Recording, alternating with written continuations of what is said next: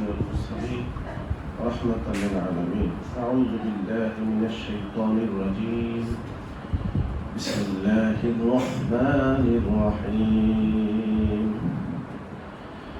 ما كان محمد أبا أحد من رجالكم ولكن رسول الله وخاتم النبيين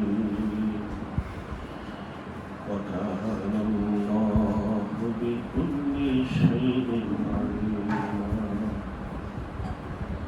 يا أيها الذين آمنوا اذكروا الله ذكرا كثيرا وسبحوه بكرة وأصيلا. إن الله وملائكته يصلون على النبي يا أيها الذين آمنوا صلوا عليه وسلموا تسليما. اللهم صل على سيدنا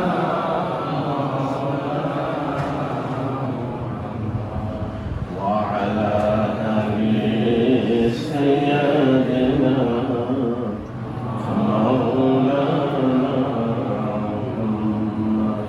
اللهم صل على سيدنا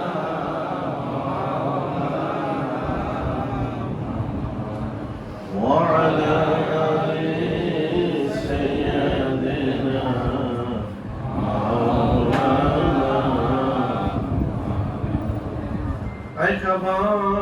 भी अब तक तेरे खुशबू से मुअत्तर मक्के का हर कुछ भी हाजर भी और शजर भी। अल्लाहुम्मा सल्ली अला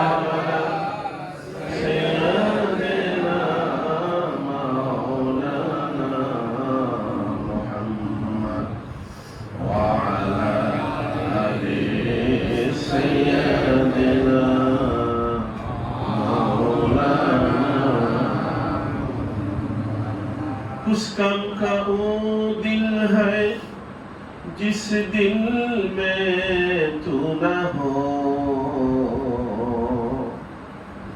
उस कम का वो गुल है जिस गुल में वो न हो। अल्लाहुम्मा सल्ली अला सय्यिदना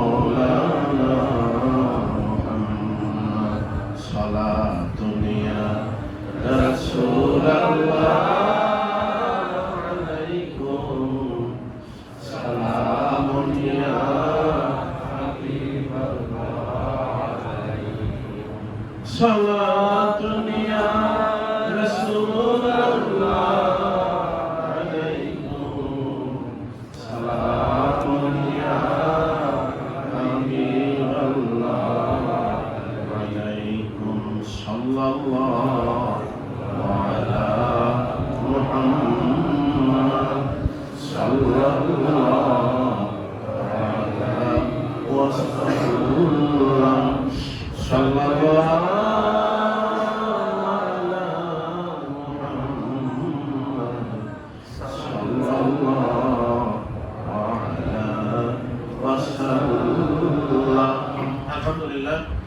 আলহামদুলিল্লাহ আলা যালিক। সমস্ত প্রশংসা প্রশস্তি স্তবস্তুতি মহিমা গৌরব উচ্চতা পবিত্রতা পরাক্রমতা মহাবিশ্বের মহান প্রতিপালক আল্লাহ তাবারাক ওয়া তাআলার জন্যই আমরা সত্য সেজন্য আল্লাহর দেয়া অন্তর থেকে আল্লাহর দেয়া জবান থেকে উচ্চারণ করি, অন্তর দিয়ে বলি আলহামদুলিল্লাহ। আলহামদুলিল্লাহ হামদান কাসীরান তাইয়িবান মুবারাকান ফীহি। আদি অন্তের সর্বোৎকৃষ্ট দরুদ এবং সালাম অবিশ্রান্ত ধারায় বর্ষিত হতে থাক মানবতার মুক্তির দূত, মানবতার পূর্ণ রূপদানকারী জনাব মুহাম্মদুর রাসূলুল্লাহ সাল্লাল্লাহু আলাইহি ওয়াসাল্লামের কদম কুসুমে আল্লাহ তাআলার সাকিনা সালামত রহমত অবিশ্রান্ত ধারায় বর্ষিত হতে থাক তামাম আম্বিয়া কেরাম, আউলিয়া কেরাম, আসহাবে কেরাম, মালায়েকাতুল মুকাররাবিন সহ আল্লাহ তাআলার প্রিয় প্রিয় বান্দাবান্দি যারা যেখানে শায়িত থাকবেন সকলের আরো পরে সকলে করি আল্লাহুম্মা আমিন। 138 নম্বর মক্তব শাহেদ বাহাউদ্দিন সিরহিন্দ রাহমাতুল্লাহ আলাইহির নিকট দুনিয়ার নিন্দা ইত্যাদি বিষয় লিখিতেছেন। হে সরল চিত্ত বৎস, এই নিকৃষ্ট অভিশপ্ত বস্তু লইয়া সন্তুষ্ট হইয়া থাকিবেন না এবং আল্লাহ তাআলার প্রতি সর্বদা সম্মুখীন থাকার মূল ধনটিকে হস্তচ্যুত করিবেন না। চিন্তা করিয়া দেখা উচিত যে কিসের বিনিময়ে কি ক্রয় করিতেছেন। পরকালের পরিবর্তে দুনিয়া গ্রহণ এবং সৃষ্ট পদার্থকে লইয়া আল্লাহ তাআলা হইতে বিরত থাকা নিতান্তই মূল কথা। এহ পরকাল একত্রিত হওয়া প্রকৃতপক্ষে যেন দুই বিপরীত বস্তু একত্রিত হওয়া তুল্য। কত যে সুন্দর হতো মানুষের হাল একত্রিত হতো যদি এহ পরকাল। এই দুই বিপরীত বস্তুর যে কোনো একটি ইচ্ছা গ্রহণ করিতে পারেন এবং নিজের বিনিময়ে ক্রয় করিতে পারেন, কিন্তু পরকালের শান্তি যে অনন্তকালের জন্য এবং পার্থিব সরঞ্জাম ও সুখ শান্তি যে অতি সামান্য ক্ষণস্থায়ী, দুনিয়া আল্লাহ তাআলার অভিশপ্ত এবং আখিরাত আল্লাহ তাআলার মনোভূত, তাহা স্মরণীয়। থাকিও জীবিত তুমি চাও যতদিন, অবশ্য মরিতে হবে জানিও একিন। ধরিয়া থাকিতে চাও থাকো, এ জগৎ ছাড়িতেই হবে ইহা জানো হাকিকত। অবশ্যই স্ত্রী পরিজনকে পরিত্যাগ করিতেই হইবে এবং ইহাদের পরিচালনার ভার আল্লাহ তাআলার প্রতি ন্যস্ত করিতেই হইবে। অতএব অদ্যই নিজেকে মৃত্যু ভাবিয়া ইহাদের বিপদ সংকট আল্লাহ তাআলার উপর ন্যস্ত করা উচিত।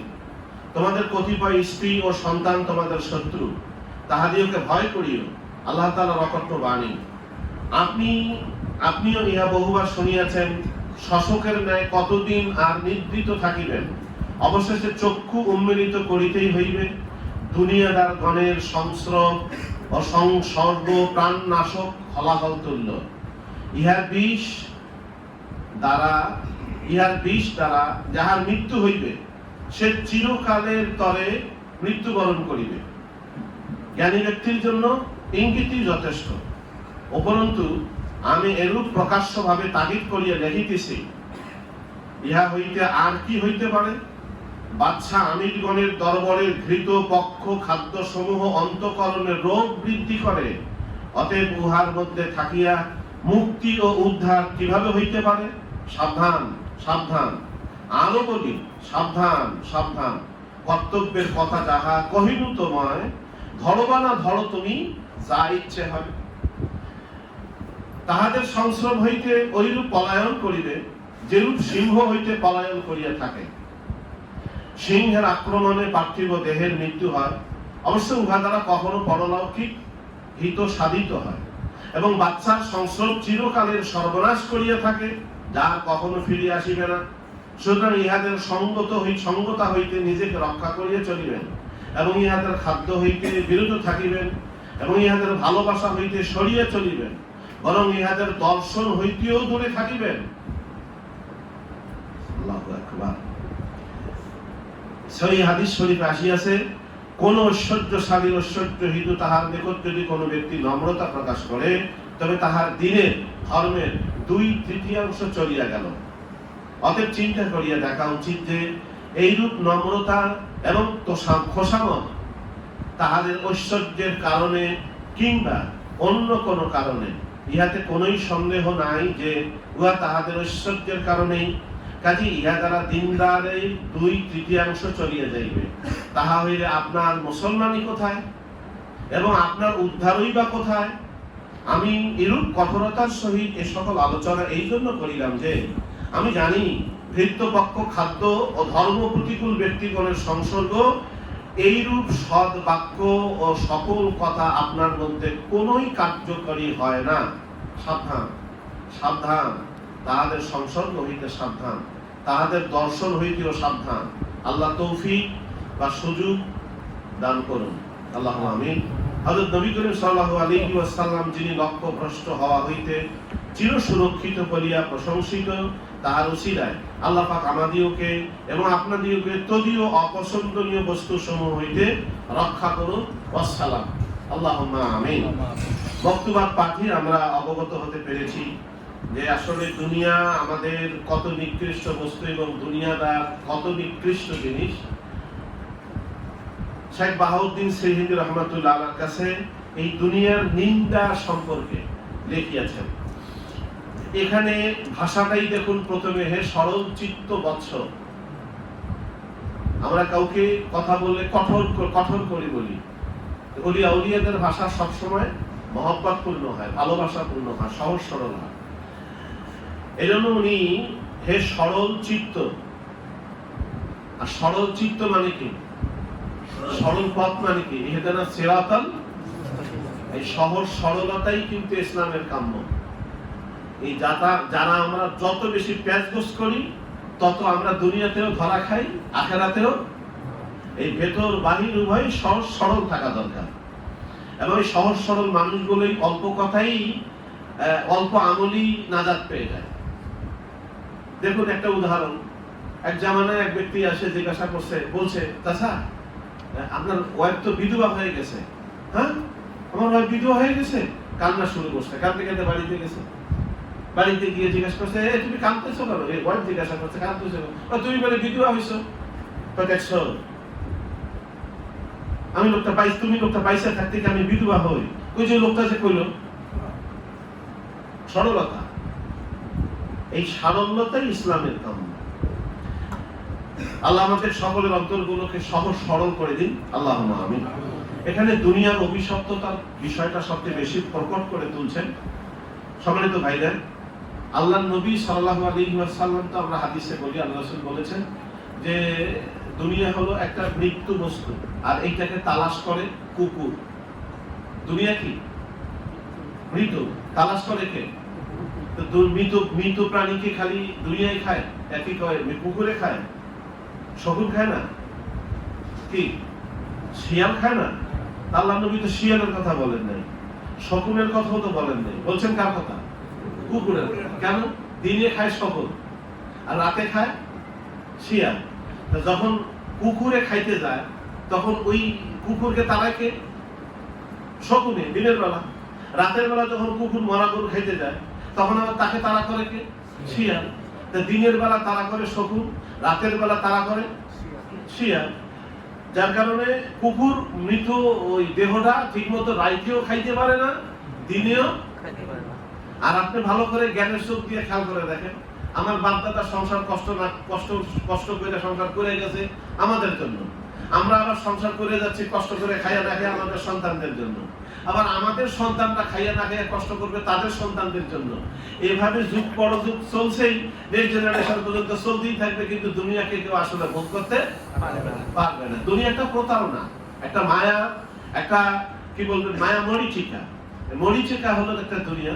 এই জন্য আল্লাহ রাসূল বলছেন, হুব্বুদ দুনিয়া কুল্লু রাসি খাতিয়া। দুনিয়ার ভালোবাসা সকল অনিষ্টের মূল, সব অনিষ্টের মূল। এখন এই দুনিয়া ষড়বন্ধন, এই ষড়বন্ধন যতক্ষণ পর্যন্ত কোনো মানুষ মুক্ত না হবে ততক্ষণ পর্যন্ত দুনিয়ার ভালোবাসা তার অন্তর থেকে যাবে না। এই ষড়বন্ধন বলতে আমরা কি বুঝবো? যে ষড়বন্ধনটা হচ্ছে যে আপনার আমার সামন পিছন ডান বাম উপর নিচ যা আছে আল্লাহ ছাড়া আর যা আছে সব ষড়বন্ধনের মধ্যে আবদ্ধ। এই ষড়রিপু কিন্তু না, এটা ষড়বন্ধন ভাষা বলছি। তো এই ষড়বন্ধন যদি কোনো মানুষ মুক্ত হতে পারে তাহলে সেই মাত্র দুনিয়ার মহব্বত থেকে দূরে থাকার আশা করতে পারে। যে আমি আশা করতেছি দুনিয়ার থেকে আমি দূরে থাকতে পারবো যদি প্রচেষ্টা চালায়। তাকে ষড়বন্ধন থেকে মুক্ত থাকতে হবে। এখন ষড়বন্ধন মানে কি? সামন পিছন ডান বাম উপর নিচ। কি কি আছে সামন পিছন ডান বাম? সবই তো আছে। আল্লাহ ছাড়া আর যত আছে গায়রুল্লাহ, আল্লাহ ছাড়া আর যা আছে সবকিছুই কি? গায়রুল্লাহ। তো যতক্ষণ পর্যন্ত গায়রুল্লাহকে অন্তর থেকে আপনি আমি বের করে না দিতে পারবো ততক্ষণ পর্যন্ত সর্বমুক্ত হতে পারবো না। এখন তিনি বলছেন যে এই নিকৃষ্ট অভিশপ্ত বস্তু লইয়া সন্তুষ্ট হইয়া থাকিবেন না। কেন সন্তুষ্ট হইয়া থাকিবেন না? যে কিসের বিনিময়ে কি বিক্রয় করিতেছেন? আচ্ছা বলুন, এই দুনিয়াকে যদি কোটি কোটি বার বিক্রি করা যায়, তো ঈমানের এক জাররার সমান হবে? ঈমানের দাম বেশি না দুনিয়ার দাম বেশি? হ্যাঁ, ঈমানের দাম বেশি। গোটা পৃথিবীতে যদি এই পারমাণবিক বোমার ইউরেনিয়াম কাঁচামাল হয়, সবচেয়ে দুনিয়ার এখন মূল্যবান বস্তু, সবাই খুঁজে এটা, এই কাঁচামাল হয়, গোটা পৃথিবীতেই যদি এইটা হয়, এটা বিক্রি করলে কত কোটি কোটি কোটি কোটি কোটি ডলার হবে, কত কোটি কোটি কোটি কোটি টাকা হবে, কত কোটি কোটি কোটি কোটি মান স্বর্ণ হবে। যে এগুলো সব বিক্রি করলেও একজন ঈমানদারের এক জাররা ঈমানের সমান হতে পারে না। ঈমানের দাম সবচেয়ে বেশি। এখন বলছে যে আমি কিসের দ্বারা, আপনি কিসের দ্বারা কি বিক্রি করিতেছেন? কোন মানুষ যদি হীরা বিক্রি করে কইরা ছাই কেনে, এই লোকটা কি বোকা না চালাক হবে? হ্যাঁ, হীরা বিক্রি করে ছাই কিনে। তাহলে আমরা কি করতেছি? যেটা অন্তহীন জীবন সেটা বিক্রি করতেছি দুনিয়ার বিনিময়ে, যেটা ক্ষণভঙ্গুর, যেটা আজ হোক আর কাল হোক, ইচ্ছায় হোক অনিচ্ছায় হোক হাত ছাড়া হবেই। ভাই, যা কিছু পরিদৃশ্য হয়, খেয়াল করবেন, যা কিছু দেখা যায়, যা কিছু পরিদৃশ্য হয়, একটাও স্থায়ী না, সব ধ্বংসশীল, সব ধ্বংস হবে। আর যা কিছু দেখা যায় না, এটাই স্থায়ী হবে। ভালোবাসা দেখা যায়, ঈমান কি গোনা দেখা যায়? গোনা দেখা যায় না। এই যে যেটা দেখা যায় না এটাই কিন্তু স্থায়ী হবে, আর যা দেখতেছি সামনে এটা একটাও স্থায়ী হবে না। এখন আপনি আমি এই দুনিয়ার যার সাথেই সম্পর্ক তৈরি করি, মনে রাখবেন প্রয়োজনের সম্পর্ক, বাবা ছেলের প্রয়োজনের সম্পর্ক, দাদা নাতির প্রয়োজনের সম্পর্ক, স্বামী স্ত্রীর প্রয়োজনের সম্পর্ক, সমাজের প্রত্যেকটা সম্পর্ক প্রয়োজনের সম্পর্ক।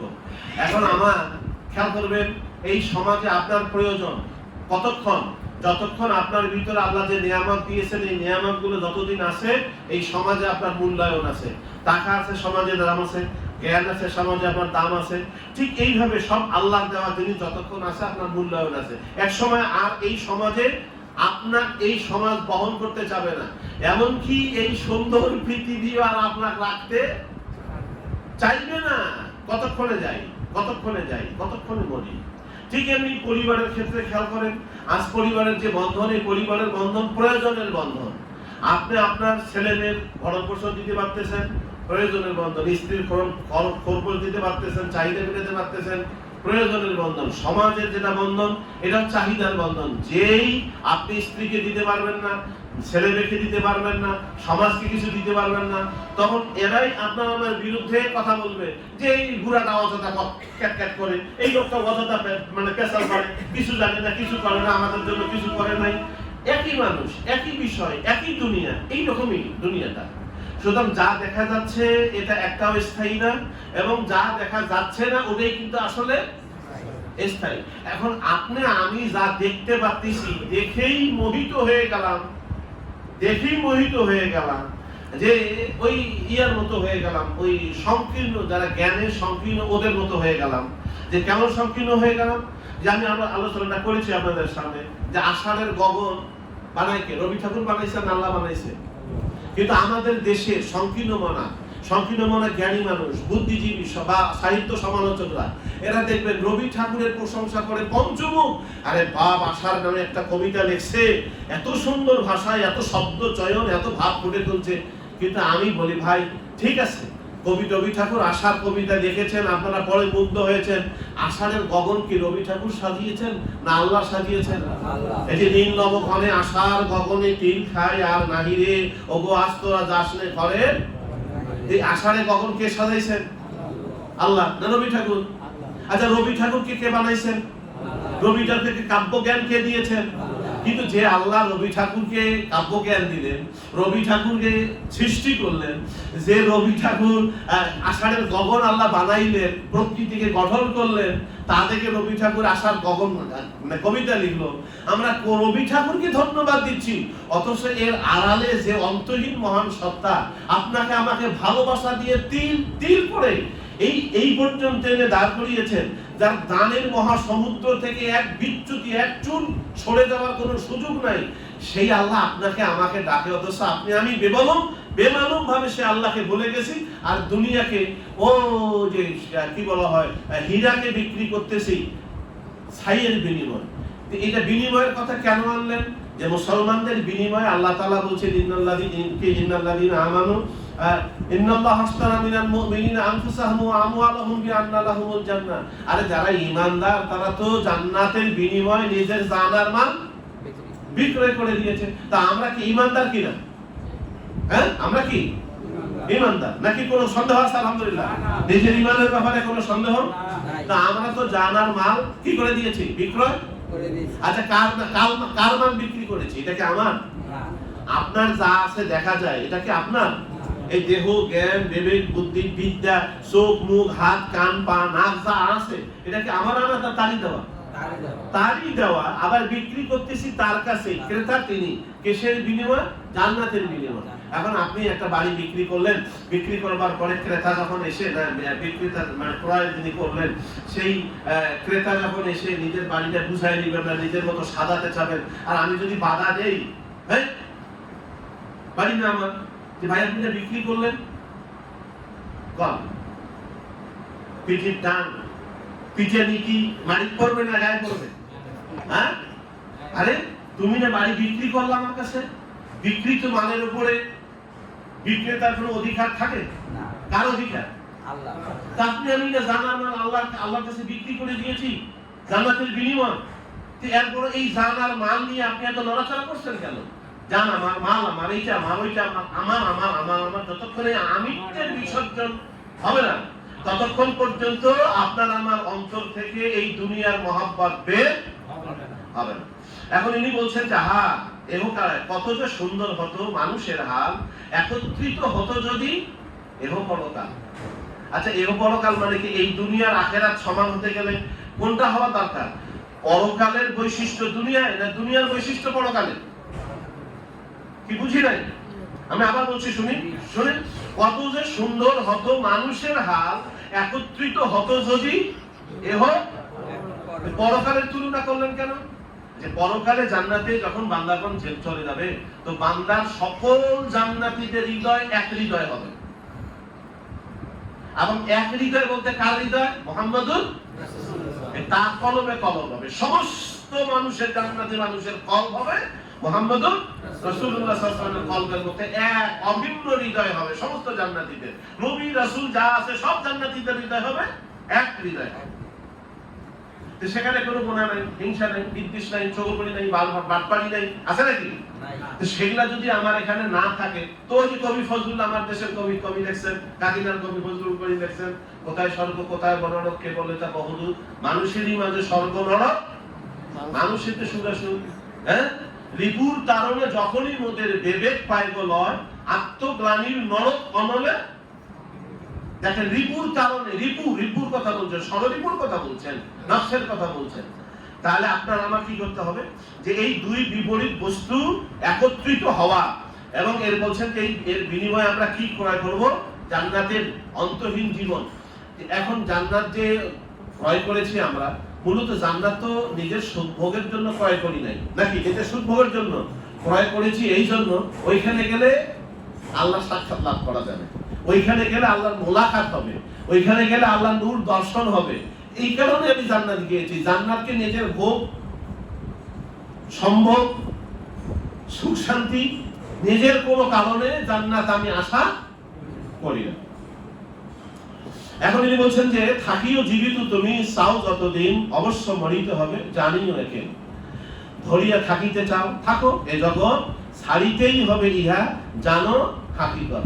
মুসা আলাইহিস সালামের কাছে আজরাইল আসছে, আয়েশা বলছে যে আল্লাহ তাআলা আপনাকে বলছেন আপনি দুনিয়াতে থাকতে চান না চলে যেতে চান? তো আমি যদি চলে না যাই কতদিন থাকবো? যে আল্লাহ তাআলা আপনার যে ঘোড়াটায় চলে নেই, ঘোড়ায় যতগুলো পশম আছে এত সংখ্যক আপনাকে এত বছর হায়াত দিবে, তারপর তো আমাকে যেতেই হবে, তারপর আপনার যেতে হবে।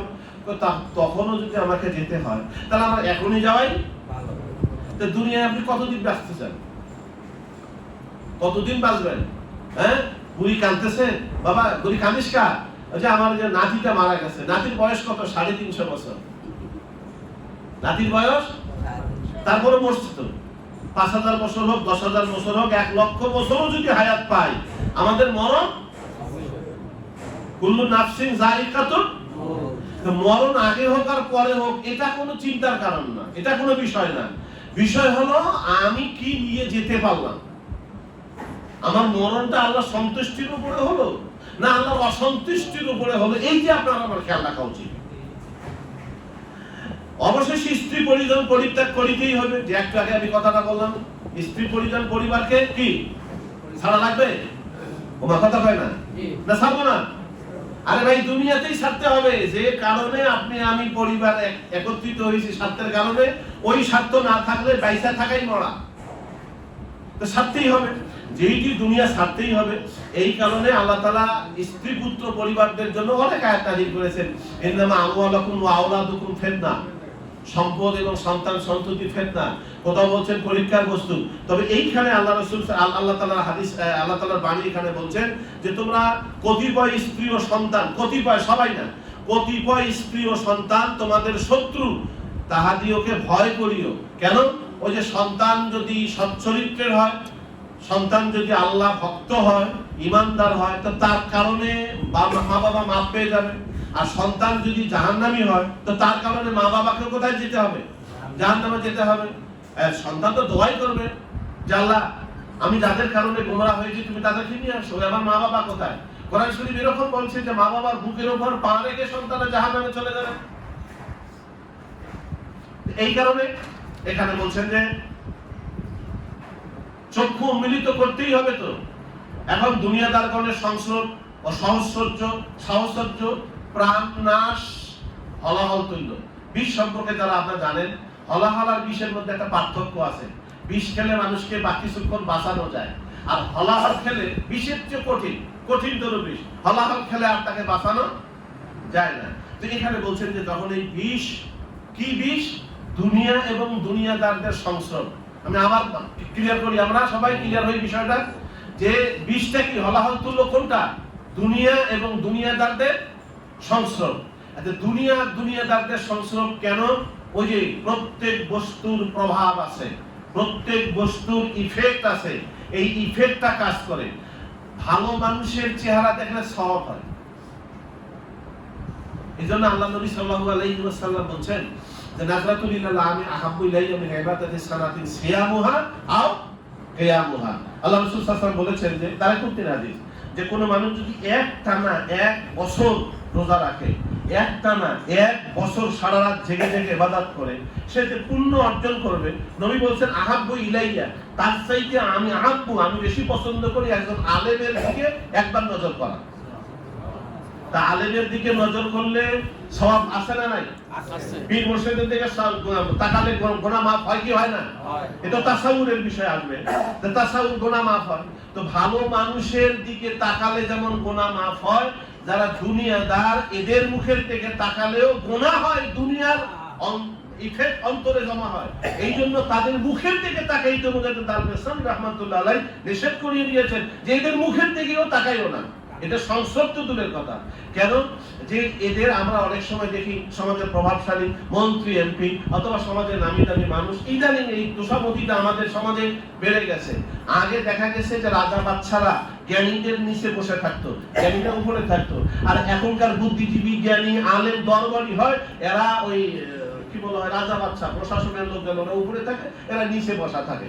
জ্ঞানের কোনো মূল্যই নাই, পরিবর্তন হয়ে গেছে। বিষয়টা এমন না, খেয়াল রাখতে হবে। আগেরকার ওলি আউলিয়া যে দ্বীন শিক্ষা দিয়েছেন, যে চারিত্রিক গুণাবলী সিস্টেমটা শিক্ষা দিয়েছেন, এই সিস্টেমটার অবর্তমানে এখন শয়তানি সিস্টেমটা ঢুকে পড়েছে। আগেরকার রাজা বাচ্চারা পীর মুর্শিদের দরবারে গিয়ে ঠাই পাইতো না, তার দিকে পীর মুর্শিদ তাকাইতেন না। অনেক বক্তব্য করে দেখবেন। তাহলে এখন আমরা কি করি? উল্টো তোষামতি করি। কেন করি? তার একটা প্রভাব আছে, তার একটা আভিজাত্য আছে, তার কাছে গেলে ভালো ভালো খানা খাওয়া যায়। এই যে ঘৃত্যপক্ষ যে খানা, এইটা বিষ তুল্য, যে এটা খাবে তোষামতি করবে, যে দিনের 2/3 ধ্বংস হয়ে যাবে। এবার বলুন, দিনকে যদি 3 ভাগ করে 2 ভাগে আমার একজন মানুষকে তোষামতি করিয়া, একজন মানুষের দিকে তাকায়া, একজন মানুষকে সম্মান করিয়া যদি আমার দিনের 2/3 চলিয়া যায়, এবার আপনি ভাবুন তো আমার মুসলমানিত্ব আর কতটুকু টিকলো। তাহলে মুসলমানিত্ব টিকাতে হলে আমাকে কি করতে হবে? দুনিয়া তো দুনিয়াদার, দুনিয়া কারো দিকে তাকানোর কোনো সুযোগ, তাকাতে হবে কার দিকে? আল্লাহর দিকে। এবং খেয়াল করতে হবে এইটা, ভাই চিত্রকর চিনেন তো? কষ্ট হচ্ছে? চিত্রকর চিনি না? চিত্রকর আর্টিস্ট, আর্টিস্ট আর্ট করে না, এটাকে বলে নকশা আঁকা। তো নকশা যখন আঁকে, এই যে নকশাটা দেখেন, নকশা আঁকছে, যেই লোকটা নকশা আঁকছে এই নকশাটার সাথে নকশাকারের সম্পর্কটা কি? ভালোবাসা, আন্তরিকতা। এইটা জ্ঞানগত সম্পর্ক, অবয়বগত সম্পর্ক না। তো গোটা সৃষ্টি জগৎটা একইভাবে আল্লাহ তাআলার কুদরতের নকশা। গোটা সৃষ্টি জগৎটা আল্লাহ তাআলার কুদরতের নকশা। একই বাঁশপাতা, এক একটা বাঁশপাতা এক এক ধরনের, এক একটা বাঁশ গাছ এক ধরনের, এক একটা গরু এক ধরনের, এক একটা মাছ এক ধরনের, এক একটা ঘাস এক ধরনের, এক একটা হাঁস এক ধরনের। এক মানুষের সাথে আরেক মানুষের চেহারার মিল নাই, এক মানুষের ভাষার সাথে আরেক মানুষের ভাষার মিল নাই, এক মানুষের কণ্ঠস্বরের সাথে আরেক মানুষের কণ্ঠের মিল নাই, এক মানুষের হাঁটা চলার সাথে আরেক মানুষের হাঁটা চলার মিল নাই, এক মানুষের চিন্তা চেতনার সাথে আরেক মানুষের চিন্তা চেতনার মিল নাই। এই যে বৈচিত্র্য, এটা আল্লাহ তাআলার কুদরতের নকশা। এবং এটার সাথে আল্লাহ সম্পর্ক কি? ওই যে অবয়বগত না, শরীরগত না, কি জ্ঞানগত, ভালোবাসাগত। তাহলে আল্লাহ তাআলার যখন কোনো বান্দা এটা খেয়াল করবে যে আল্লাহ তাআলার জ্ঞান কেমন, যে আল্লাহ তাআলা আমি যা কল্পনা করতেছি, এই কল্পনা করার পরে আল্লাহ জানবেন না আগে জানেন? আগে। কি আমি গুনাহ করার পরে আল্লাহ দেখেন না গুনাহ করার আগে আমাকে আল্লাহ দেখেন? আমি যদি আড়াল করে কোনো গুনার কাজ করি তখন কি আল্লাহ দেখবেন না আড়ালের ভেতরে আল্লাহ দেখেন? কি বুঝতে পারছি আমরা যে আল্লাহ তাআলা জানার ক্ষেত্রে, বুঝার ক্ষেত্রে, দেখার ক্ষেত্রে কোনো প্রতিবন্ধকতা তৈরি হয় না। এই জন্য আল্লাহ তাআলা ভেতরেও যেমন দেখেন তেমনি জানেন, বুঝেন, বাহিরটা যেমন দেখেন, জানেন, বুঝেন, তেমনি আল্লাহ তাআলা আপনার আমার সামন পিছন ডান বাম সব আল্লাহ তাআলা গুণগতভাবে উপস্থিত। এই গুণগতভাবে আল্লাহ তাআলা আপনার আমার ভেতরে বাহিরে দেখছেন, আল্লাহ আমাকে জানতেছেন, আল্লাহ আমার সাথে আছেন। এই অনুভূতির নাম হলো হুজুরি। বক্তব্যের ভাষায়, তরিকতের ভাষায় এটাকে বলা হয় হুজুরি। আর এই অনুভূতি যদি 24 ঘন্টার ভিতরে 24 ঘন্টায় কাজ করে তখন তাকে বলা হয় হুজুরে দায়মি, সার্বক্ষণিক উপস্থিতি। এই সার্বক্ষণিক উপস্থিতি যখন থাকবে এবং ভেতর এবং বাহির উভয় দিক থেকে যখন ওই যে মুজাদ্দি বলা হয়, ইমাম বাহাউদ্দিন নকশবন্দ বুখারী রাহমাতুল্লাহ আলাইহি বলছেন যে তোমরা এইটাকে কি করো, অন্তর থেকে যখন দুনিয়াকে বের করতে চাও তখন লা লা ইলাহা, কি লা কালেমা, লা কেন সামনে, নেগেটিভটা কেন? না না না না, এই লা তরবারি দিয়ে কেটে দাও। দুনিয়া না, সম্মান না, জমি না, টাকা না, জান্নাত না, জাহান্নাম না, ছেলে মেয়ে না, দুনিয়ার কোনো কিছুই না, সব লা কালেমার তরবারি দিয়ে, লা দিয়া, এই তরবারি দিয়ে আমি কেটে টুকরো টুকরো করে দিলাম। একমাত্র ইল্লাল্লাহ, একমাত্র আল্লাহ, আল্লাহ আল্লাহ আল্লাহ আল্লাহ, আর কেউ নাই। এবং আল্লাহর ভিতরে কোনো গুণও না। এই জন্য আল্লাহ তাআলা যখন কেউ সাধনা করে, এটা খেয়াল রাখবেন, দর্শনের ক্ষেত্রে ভাগ আছে। আহলে কাশ এবং আহলে শুহুদ এক জিনিস না। কাশ তো দর্শনধারী, শুহুদ দর্শনধারী, দুটেই দেখে। কিন্তু আহলে কাশ যারা হন তারা দুনিয়ার সৃষ্টি জগতের সবকিছু দেখতে পারেন। একটা মানুষের অন্তর চলে কিনা, কম চলে কিনা সেটা দেখতে পারেন। একটা মানুষের ভালো মন্দ হচ্ছে কিনা সেটাও তিনি বুঝতে পারেন। কিন্তু আহলে শুহুদের চিন্তা চেতনা দর্শনটা আল্লাহ তাআলার সিফাতের জগতে থাকে না। এটা সর্বদাই আলমে শুহুদ, যেটি আহলে শুহুদ যারা, তারা সর্বদাই আল্লাহর জাতের মুখাপেক্ষী, জাতের দিকে তাকায় থাকেন। জাত কি? জাতের থেকে নূর যতক্ষণ আসবে তখনই। জাত ছাড়া আর কিচ্ছুই বোঝেন না, আল্লাহ ছাড়া আর কিচ্ছুই বোঝেন না। এদের কাছে জান্নাতও না, জাহান্নামও না, কোনো কিছুই আশা করে না। আরেকটা হলো আলমে কাশফের ভিতরে শয়তান ওয়াসওয়াসা আসতে পারে, কিন্তু আলমে শুহুদের ভিতরে কোনো শয়তান ওয়াসওয়াসা দিতে পারে না। এই জন্যই খেয়াল রাখবেন, এই জন্যই এই বক্তব্যে হযরত খাজা বাকিবিল্লাহ রাহমাতুল্লাহ আলাইহি, আপনারা অনেকে শুনেছেন, আমি বলেছি দোয়া চেয়েছি যে আপনারা, আমরা তাই বক্তব্য করতেছি মুজাদ্দিদ আব্দুস সামিদ রাহমাতুল্লাহ আলাইহি এবং এনার ওস্তাদ হযরত খাজা বাকিবিল্লাহ রাহমাতুল্লাহ আলাইহি, উনি বক্তব্য রেখে গেছেন, সেই বক্তব্য সংগ্রহ করেছি আমরা, আলহামদুলিল্লাহ অনুবাদ করা হচ্ছে, প্রায় 12-13 আনার মতো অনুবাদ হয়ে গেছে, আর সামান্য কিছু বাকি আছে।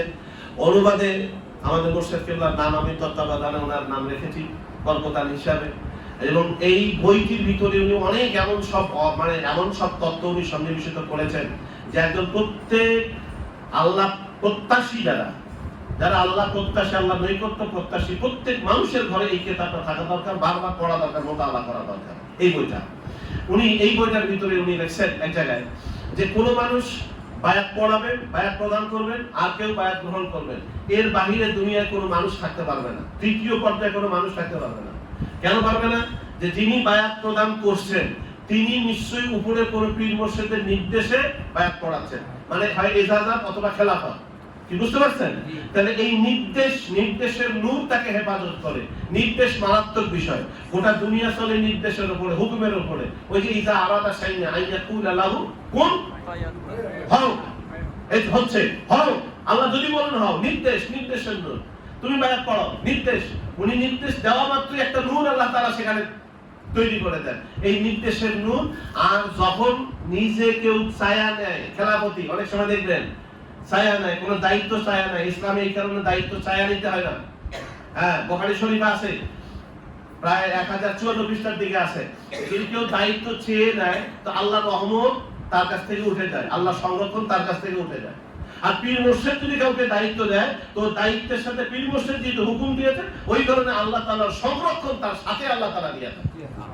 তাহলে যিনি বায়াত পড়াচ্ছেন তার কাছে দুইটা হেফাজত, একটা আল্লাহ তাআলার হেফাজত সংরক্ষণ, আর একটা পীর মুর্শিদের দোয়া ও নির্দেশ।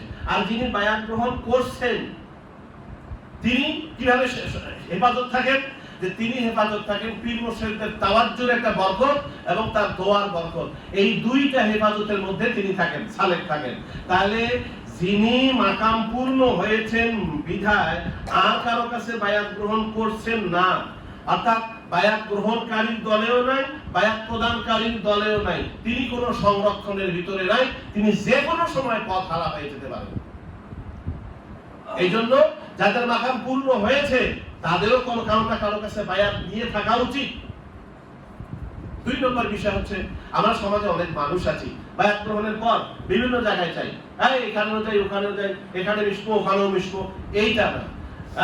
খাজা বাকিবুল্লাহ রহমাতুল্লাহ এই কথাটা উনি দেখছেন এখানে। আব্বা হুজুর বলতেন যে এক জায়গায় আছে সে সব জায়গায়, এক জায়গায় আছে সব জায়গায় আছে, যে এক জায়গায় মানে সব জায়গায় আছে সে কোনো জায়গায় নেই, এই কথাটাই উনি লিখছেন। খাজা বাকিবুল্লাহ রহমাতুল্লাহ লিখছেন যে এক রাস্তায় চলে সে সব রাস্তায় চলে, আর যে সব রাস্তায় চলে সে কোন রাস্তায় নাই, অবশেষে কথাটা হয়। এই খাজা বাকিবুল্লাহ রহমাতুল্লাহ আলাইহির এই বক্তব্য আমরা অনুবাদ করতেছি, দোয়া করবেন। খুব আগামী মাসে, এই মাসেই দেওয়ার চেষ্টা ছিল, মাঝখানে আমার একটু কম্পিউটার ট্রেনিং এর কারণে অনেক লেখা সুযোগ হয়নি। আগামী মাসিক মাহফিলের জন্য আমরা আব্বা হুজুরের মাধ্যমে উন্মোচন করতে পারি, এই নিয়ামত যেন আমাদের সকলের নসিব হয়, আল্লাহুম্মা আমিন। তো এটা খেয়াল করতে হবে যে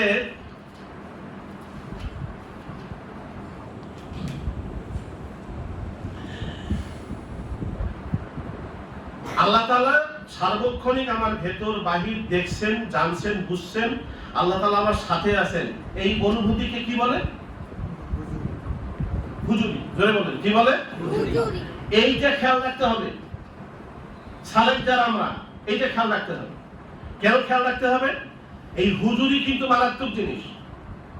আপনার অনুভূতি যখন এটা হবে, আপনার রক্তে, দেমাগে, চিন্তা, চেতনায় যখন এটা মিশে যাবে, আল্লাহ দেখছেন, আল্লাহ শুনছেন, আল্লাহ বুঝছেন না, এটা আমার করণীয় না, নামাজ কাজা করা যাবে না, এই অশ্লীল ছবিটা দেখা যাবে না, এই গানটা শোনা যাবে না, অমুক এই কথা বলা যাবে না, আবার ঘুষটা খাওয়া যাবে না, এই যে গুনার কথাটা যখন এই চিন্তা করে, আল্লাহর কথা চিন্তা করে গুনাহটা ছেড়ে দিলেন, তো আপনি কুরবিয়াতের দরজায় পৌঁছে গেলেন, আল্লাহর নৈকট্যের দলে পৌঁছে গেলেন। তাহলে আমরা যদি আল্লাহ তাআলার নৈকট্যের দরজায় যেতে চাই, তাহলে আমাদেরকে কি করতে হবে? দুনিয়া। এখন অনেকে মনে করি যে হুজুর দুনিয়া কেমন ছাড়ে, দুনিয়া ছাড়লে তো চলবো কেমন করে? না, এই জায়গায় চিকন একটা কথা আছে, আমাদের হুজুরে তো খালি এইটাই ফতোয়া দেয়, দুনিয়া না হলে চলে। আল্লাহ কোরআন শরীফে পেশ রব্বানা আতিনা ফিদ দুনিয়া হাসানা ওয়া ফিল আখিরাতি হাসানাতাও ওয়া কিনা দলিল দিয়া দেয়। এখানে কি আল্লাহ দুনিয়া চাইতে কইছেন না দুনিয়ার কল্যাণ চাইতে বলছেন? হ্যাঁ, দুনিয়া না। এটা খেয়াল করবেন, সূর্যের আলো আর সূর্য এক জিনিস। কথা বুঝতে কষ্ট হচ্ছে? তাহলে দুনিয়া, দুনিয়ার কল্যাণ এক জিনিস।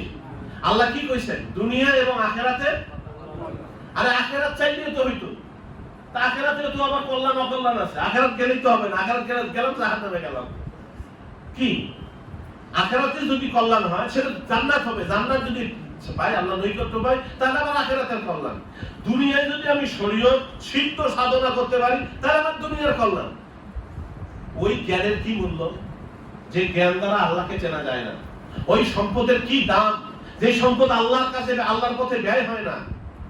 ওই লেখনের কি দাম যে লেখনের আল্লাহর দরবারে কবুল হয় না? ওই নামাজের কি মূল্য যেই নামাজ আল্লাহর দুয়ারে কবুল হয় না? ওই হৃদয়ের কি দাম যেই হৃদয়ে আল্লাহর ভয়ে ভীত থাকে না? ওই জবানের কি দাম যে জবান আল্লাহর জিকিরে নিমজ্জিত থাকে না? তাহলে বিদ্যা হলেই তো হবে না, জ্ঞান হলেই হবে না, সম্পদ হলেই হবে না। এটা যেন আল্লাহর পথে কি হয়? ব্যয় হয়। এই জন্য ইসলামের ভিত্তি আমরা জানি কয়টা? 5টা। কালেমা, নামাজ, আর তরিকতের ভিত্তি 5টা। বায়াত, জিকির, মুরাকাবা, শুগুল এবং রাবেতা। এই 5টা হলো তরিকতের ভিত্তি।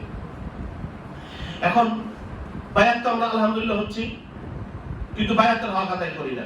বায়াত মানে শুধু বায়াত নেওয়া না, বায়াত মানে গুনাহ থেকে তওবা করা। আর তওবা যখন করলাম, যেটার থেকে আমার অনুশোচনা হইল, এই কাজটা যদি আমি পুনরায় করি, তখন আমার পূর্বের কি অনুশোচনা আরো থাকে না? সব ধ্বংস হয়ে যায়, সব ধ্বংস হয়ে যায়। এই জন্য বায়াত নেওয়ার পরে হাদিসে আছে যে যারা বায়াত নিবে, বায়াত নেওয়ার পরে তার বায়াতের হক আদায় করতে হবে। এরপরে বায়াতের হক আদায় করবো মানে কি? আব্বা হুজুরকে পা টিপবো, খালি টাকা পয়সা হাতিয়ে দিব, আব্বা আব্বা বলবো, এটা না। মহব্বত এবং খেদমত। বায়াতের হক হলো কি? মহব্বত এবং মহব্বতটা কি? শর্তহীন স্বার্থহীন ভালোবাসা। নিজের জীবনের চাইতে সবচেয়ে বেশি ভালোবাসতে হবে পীর ও মুর্শিদকে। 2 নম্বর হলো খেদমত, মানে পা টিপানা, মাথায় তেল দেওয়া না, দাড়ি চুল এই আশ্রয় দেওয়া না। খেদমত হলো পীর মুর্শিদ কোরআন হাদিস থেকে যে নির্দেশনা দিচ্ছেন, ওই নির্দেশনা যথাযথভাবে আমল করা, এটা হলো খেদমত। 2 নম্বর জিকির যে দেওয়া হয়, ওজিফা দেওয়া হয়, ওজিফাগুলো যথাযথভাবে আমল করতে হবে। মুরাকাবা আমাদের হয় না, আমরা মেডিটেশন করি না, 5 মিনিটও করি না। আর মেডিটেশনে কি শান্তি, মনকে কনভেন্স করবার কি সিস্টেম! পৃথিবীতে এত অত্যাধুনিক সিস্টেম আর নাই। এই ইসলামের কাছ থেকে শিখে শিখে এখন মেডিটেশন ডাক্তাররা বের করতেছে, যোগ ব্যায়াম বের করতেছে ইসলামের কাছ থেকে।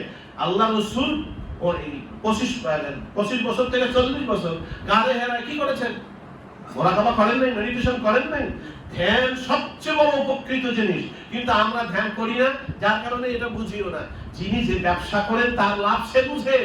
আর আমরা যদি মুরাকাবার ব্যবসা না করি, তাহলে মুরাকাবার কি ভালো মন্দ ফল এটা তো বুঝতে পারবো না। করতে তো হবে, কন্টিনিউয়াসলি করতে হবে, রাত ভর করতে হবে। খালি 2 বেলা 5 মিনিট, সকালবেলা 10 মিনিটের কথা বলছেন, কমপক্ষে 10 মিনিট, ওইটুকুই ঠিক মতো করি না। ওর মধ্যেই মন আমার ঠিক মতো মন থেকে না, দুনিয়ার কথা এসে ওখানে হাজির হয়ে যায়। আর ব্যবসা করে আসছি, আমার সংসার আছে না। আল্লাহকে পাইতে গেলে এত কঠোর, এত সংক্ষিপ্ত ভাবে, এত সুযোগ না। আরে বাবা, আপনি 10 তলা বিল্ডিং করবেন, করলেই হয়ে গেল। আপনি ডিসি হবেন, চাইলেই হয়ে গেল। পড়ালেখা করতে হবে, অনুশীলন করতে হবে, চেষ্টা করতে হবে। তারপর না একদিন আস্তে আস্তে আস্তে আপনার পরিশ্রমের ফসল আপনি ঘরে তুলতে পারবেন। একদিনে যদি আপনি কয়ে যান, মনে করেন যে আর সব দুনিয়া আমি সব দেখবো, চোখে মুখে বানা।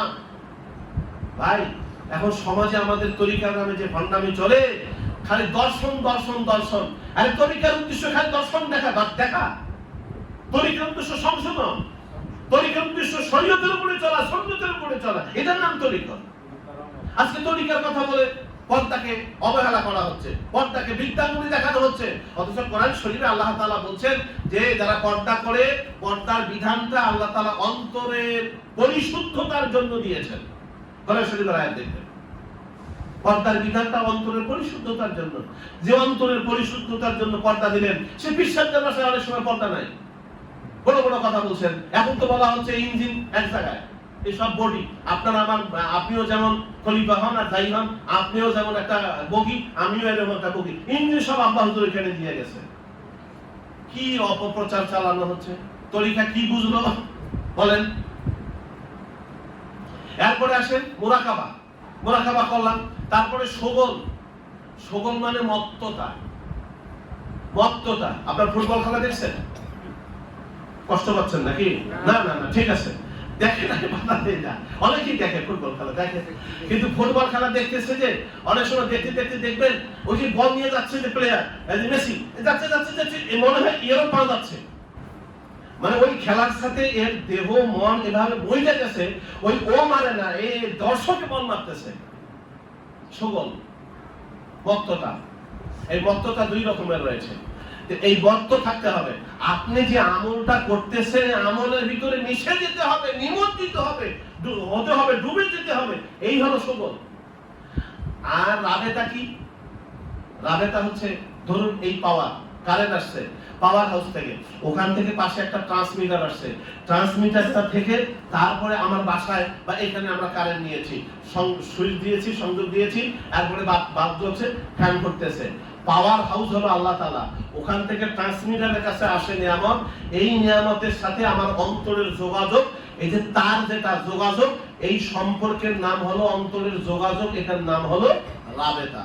এখন কোন মানুষের যদি অন্তরের যোগাযোগ হয়ে যায়, এবার আপনি বলেন ওই পাওয়ারের পাশে যদি একটা বাল্ব জ্বলে, ওখানে যে লাইটটা জ্বলবে, ওখানে যে ফ্যানটা ঘুরবে, একই লাইট একই রকম ফ্যান এখানে ঘুরবে না, একই রকম লাইট এখানে জ্বলবে না? কথা বলেন না, জ্বলবে।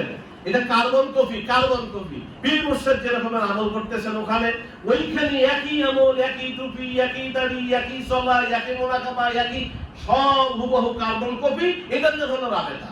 রাবেতা মানে অন্য কিছু না, সংযোগ, অন্তরের সঙ্গে।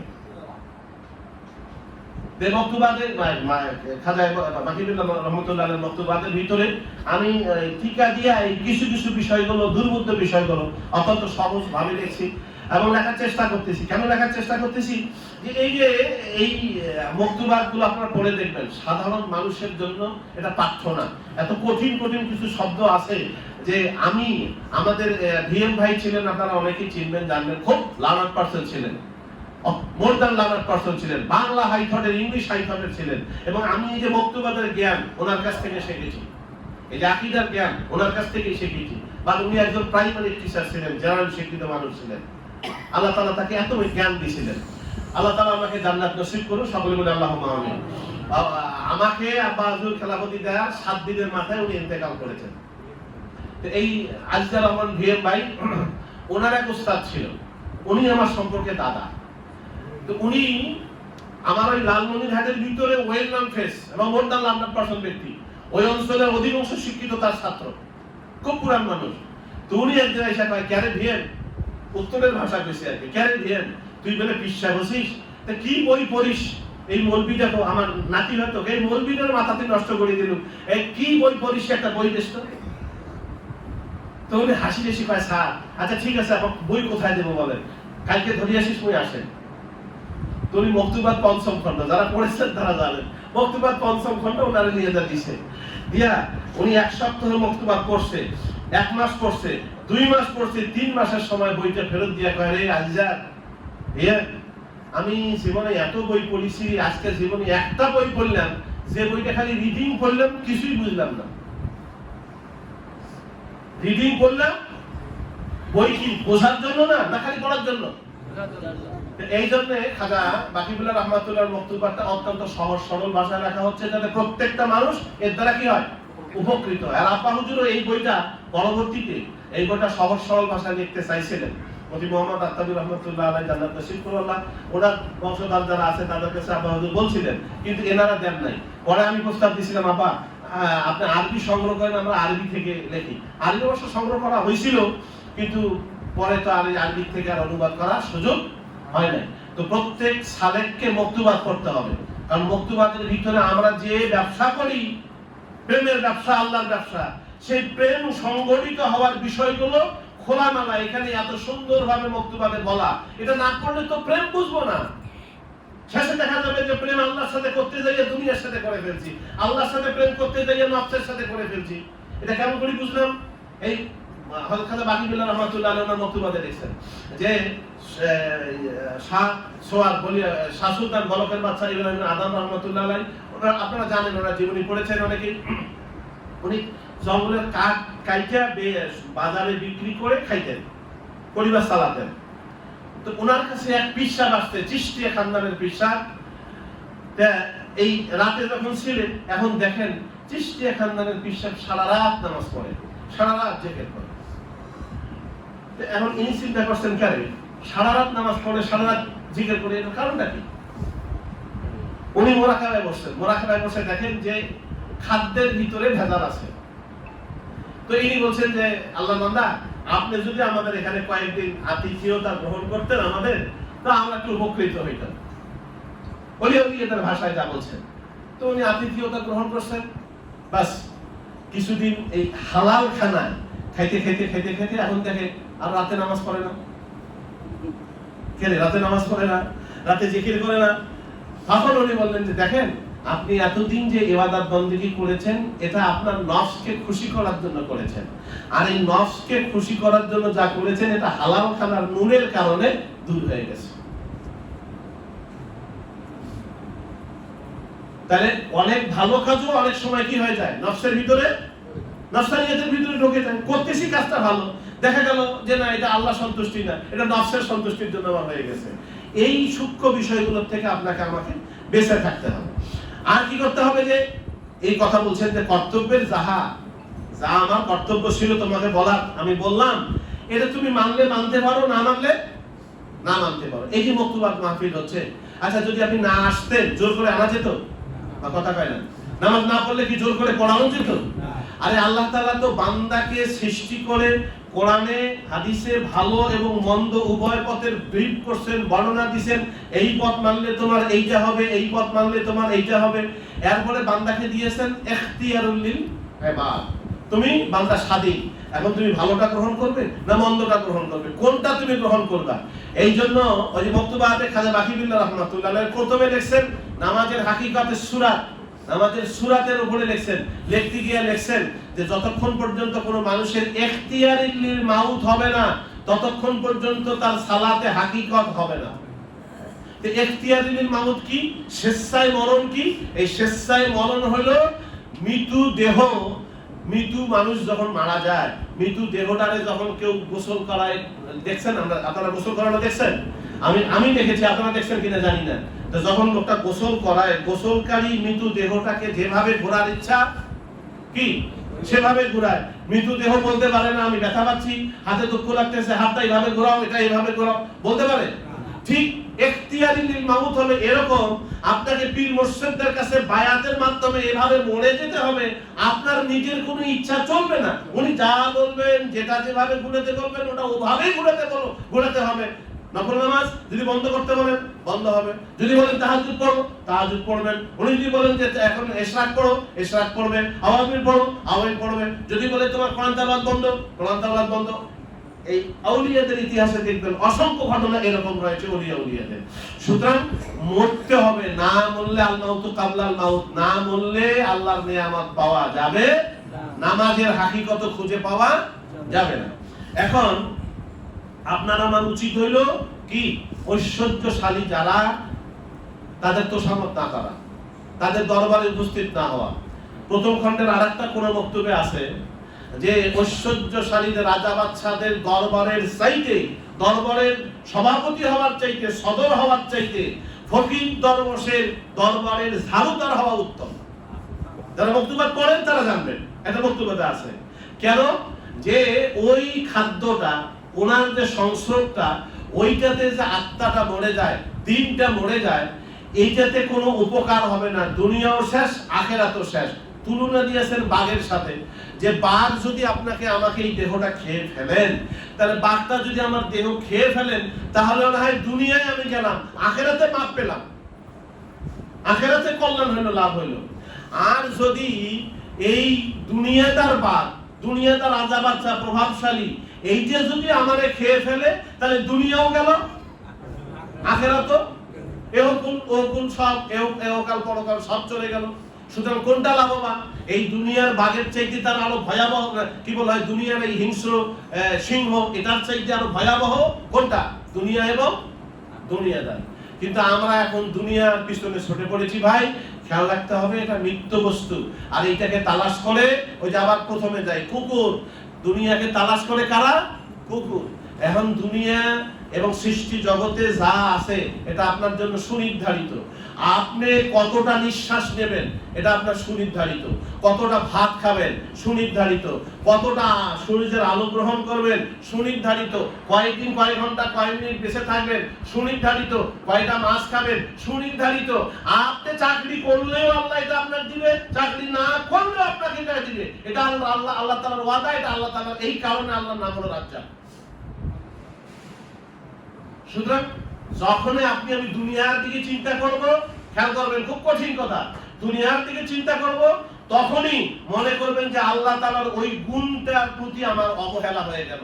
আর আল্লাহর গুণের প্রতি অবহেলা করে কেউ আল্লাহর নৈকট্য অর্জন করতে কি পারে নাকি? আল্লাহ আমাদের তৌফিক দিক, সকলে বলি আল্লাহুম্মা আমিন। এখন আমাদের কাজ কি? বক্তব্যের মাহফিলে আমরা আসি, আসার পরে কি একটা কথা জ্ঞান পাই, একটা ভালো কথা শুনি, এটা আমল করতে হবে, এটা সমাজে প্রচার করতে হবে এবং নিজের বক্তব্যের অনুসরণ করতে হবে, পড়তে হবে। আর কি বায়াতের পরে হক আদায় কি, যে যখন পীর মুর্শিদ বলে দুই বেলা মুরাকাবা, তারপরে ওজিফা পালন, তারপরে রাবেতা, ভালোবাসা সবল, এগুলো তো থাকতেই হবে, কারণ এটা ভিত্তি। নিঃস্বার্থভাবে ভালোবাসতে হবে, ভালোবাসাই সম্পদ, মনে রাখবেন, ভালোবাসাই আমাদের সম্পদ, ভালোবাসা ছাড়া আর কোনো কিছু আমাদের সম্পদ না। আবারও বলি, যা দেখা যায় সব ধ্বংসশীল, একটাও থাকবে না। আর যা দেখা যায় না, এই ভালোবাসা, এই হৃদয়ের আন্তরিকতা, যেটা দেখা যায় না, এইটাই আপনার আমার এমন এক কাজ দিবে যে সামান্য ভালোবাসার নামই হলো ঈমান। এই জাররা পরিমাণ ভালোবাসা, জাররা পরিমাণ ঈমানই কোনো একদিন জাহান্নাম থেকে ফিরাইয়া আপনাকে আমাকে জান্নাতের রাস্তা ধরায় দিবে ইনশাআল্লাহ। কিন্তু এখনকার সমাজের মৌলবীদের যদি চিন্তা করেন, আলেমদের দিকে যদি চিন্তা করেন, তাদের ওয়াজ যদি শোনেন, আপনি আমি গোমরাহ হতে বাধ্য। কারণ নিজেরাই পথ হারা, হাজার মানুষকে তারা পথ হারা করছেন। কোরআন হাদিসের কথা বলি, আল্লাহ তৌফিক দিক, পরবর্তী বক্তব্যগুলোতে আমরা এই আলোচনাগুলো করতে চেষ্টা করব ইনশাআল্লাহ। তাহলে আজকের বক্তব্য বাসায় গিয়ে আবারও আপনারা অনেকেই পড়বেন, মুতাআল্লা করবেন। প্রথম খণ্ডে 138 পৃষ্ঠা বক্তব্য। এখানে দুনিয়ার যে নিন্দাবাদ, এই দুনিয়ার ভালোবাসা যেন, দুনিয়াদারের ভালোবাসা যেন আমাদের অন্তর থেকে দূর হয়ে যায়। আর দুনিয়াদারের মুখ আমরা দেখার চেষ্টা করব না, বেশি বেশি দেখার চেষ্টা করব আল্লাহর বান্দাদের মুখ। কারণ হলো এইটা হলো, খেয়াল করবেন, ওই যে গোটা সৃষ্টি জগতের এই যে নকশা, এটা যেমন আল্লাহর কুদরতের নকশা, এটা হলো আল্লাহ তাআলার দর্পণ। গোটা সৃষ্টি জগতের দর্পণ মুহাম্মদুর রাসূলুল্লাহ, তারই প্রতিবিম্ব হয় একজন শায়েখ, পীর মুর্শিদ। এই পীর মুর্শিদের মুখোশ ছবিটাই হচ্ছে তাসাউর, এটি হচ্ছে দর্পণ। এই দর্পণে দেখা যায় মুহাম্মদুর রাসূলুল্লাহকে, এই দর্পণে দেখা যায় আল্লাহর নূরকে, এই দর্পণে দেখা যায় ওলিয়া উলিয়াকে, এই দর্পণে দেখা যায় আল্লাহর যাবতীয় নিয়ামতকে। সুতরাং যেই দর্পণে আমি দুনিয়া আখিরাতের সব দেখবো, ভালো মন্দ দেখতে পারবো, বুঝতে পারবো, ওই দর্পণটায় যেন কোনো কলঙ্ক না লাগে, দাগ না লাগে। প্রত্যেক জ্ঞানী মানুষের উচিত সেটা পরিষ্কার রাখা। আল্লাহ আমাদের তৌফিক দিক, সকলে বলি আল্লাহুম্মা আমিন। আর আবার বলছি যে যাদের মাকাম অনেক অনেক আছেন, পূর্ণ হয়েছে, বলবেন এদেরকে বায়াত দেয় নাই, আমি বায়াত কি নেব, মাকাম পূর্ণ না। প্রত্যেক মানুষকে বায়াতবদ্ধ থাকতে হবে, এক মুহূর্ত বায়াত ছাড়া থাকা যাবে না। সমাজে একদিনই বায়াত করাবেন, প্রদান করাবেন তিনি, আর না হয় যিনি বায়াত গ্রহণ করবেন। এই দুই শ্রেণীর মানুষ থাকবে, মাঝখানে কোনো মানুষ থাকবে না। এটাই বায়াতে মামুলিয়ার ভিতরে আপনারা দেখবেন এই কথাগুলো আছে, কোরআন হাদিসের দলিল দ্বারা প্রমাণিত। সুতরাং তাদেরকে বলবে তারা যেন এসে যেখানে খুশি বায়াতবদ্ধ অবস্থায় থাকে। কারণ বায়াতবদ্ধ অবস্থায় থাকলে আল্লাহ তাআলার হেফাজতে থাকা যায়। আর আল্লাহর হেফাজতে কেউ যদি থাকে তাহলে তো কোনো চিন্তা থাকার কথা, এইটা। আর যারা মাকাম বুঝেন না, আব্বা হুজুরের কাছে আসবেন, পাশে বসবেন, মুরাকাবা করবেন, চেষ্টা করবেন, মাঝে মাঝে একটু কথা বলার চেষ্টা করবেন, হ্যাঁ। তারপরে যাদের মাকাম পূর্ণ হয়েছে সেটাও বলবেন, হালগুলো জানাবেন, যত কথা সব শেয়ার করবেন, যতক্ষণ বেঁচে আছে শেয়ার করবেন। ওনার যতক্ষণে শরীরে কুলায় উনি ইনশাআল্লাহ কথা বলবেন, আপনাদের সহযোগিতা করবেন, সাপোর্ট করবেন, তরবিয়ত দিবেন। আর যদি শরীর না কুলায় অযথা কষ্টও দিবেন না। কোথাও যদি একান্ত আপনাদের কোনো প্রশ্ন থাকে, আমার নাম্বার আছে, আপনারা আপনাদের কাছে আমাকে জিজ্ঞাসা করবেন, আপনাদের কষ্ট দিবেন না বেশি, কারণ উনি অসুস্থ মানুষ, এই খেয়াল করবেন। আর আমরা একটা কথা খেয়াল করি, আমি আপনাদের বলি, ভাই আমি কত দূর থেকে আসি, আমার কষ্টটা যদি আপনারা উপলব্ধি করতেন, তাহলে আমার মনে হয় এই ঢাকার যারা তরিকার ভাইরা একজন মানুষও মাহফিলটা বাদ দিতেন না। আমি কত দূর থেকে আসি। ওই লাভলু ভাই গেছিলেন, আমাদের ওই যে ভাই গেছিলেন, ওই মাসুদ ভাই কোথায় জান নাই এখনো, লালমনিরহাট গেছিলেন। কত দূর থেকে আমি আসি। এই কষ্টটা যদি আমার উপলব্ধি করতেন, কেন কষ্ট করতেছি, শুধু আপনার ভালোবাসার, আপনাদের ভালোবাসার জন্য, আপনাদের দোয়া পাওয়ার জন্য, আমার পীর মুর্শিদের শুধু একটু দোয়া নেওয়ার জন্য। বিশ্বাস করেন, আমার ছেলেটা, ছোট ছেলে, আজকে সকালবেলা দিন দিয়ে আসার সময় বলছে, ছোট ছেলে সকালবেলা দিন দিয়ে বলছে, আব্বু তুমি আম্মা হুজুরকে বলবে, স্পেশাল ভাবে বলবে আমার জন্য দোয়া করে। চিন্তা করা যায় না,